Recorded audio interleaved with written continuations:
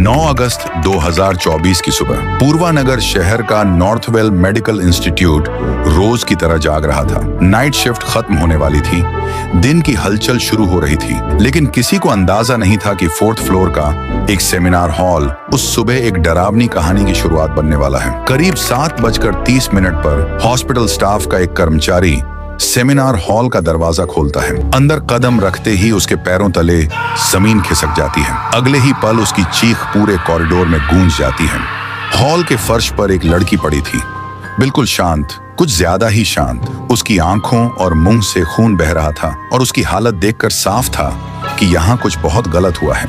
शोर सुनकर लोग दौड़ते हुए आते हैं। डॉक्टर्स तुरंत हरकत में आते हैं। लड़की जिंदा थी लेकिन बेहोशी की हालत में। उसे तुरंत इलाज दिया जाता है।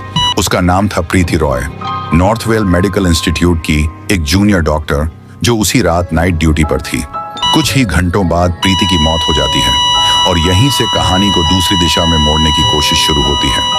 हॉस्पिटल प्रशासन की तरफ से उसके परिवार को फोन जाता है, आपकी बेटी ने आत्महत्या कर ली है। लेकिन सवाल बहुत थे। अगर यह आत्महत्या थी तो उसके शरीर पर चोटों के निशान क्यों थे?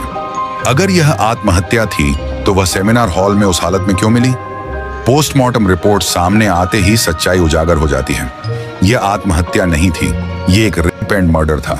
अब जांच शुरू होती है। पुलिस सेमिनार हॉल को खंगालती है। वहीं एक छोटी सी चीज मिलती है, एक ब्लूटूथ हेडफोन। पहली नजर में मामूली लगने वाला यह हेडफोन पूरे केस की सबसे बड़ी कड़ी बन जाता है। पुलिस उन सभी लोगों की लिस्ट तैयार करती है जो रात 3 बजे से सुबह 7:30 के बीच 4th फ्लोर पर आए गए थे। कुल 6 लोग। सभी को पूछताछ के लिए बुलाया जाता है। उनके फोन टेबल पर रखवाए जाते हैं। ब्लूटूथ ऑन किया जाता है और तभी एक फोन अपने आप उस हेडफोन से कनेक्ट हो जाता है। कमरे में सन्नाटा छा जाता है। वह फोन था संदीप बनर्जी का। संदीप एक सिविक वॉलंटियर जिसे हॉस्पिटल में बिना सवाल पूछे एंट्री मिल जाती थी, जिसे पता था कि कहां कैमरे हैं और कहां नहीं। जैसे जैसे जांच आगे बढ़ती है, सीसीटीवी फुटेज, खून लगे जूते और टाइमलाइन, सब कुछ एक ही कहानी कहने लगता है।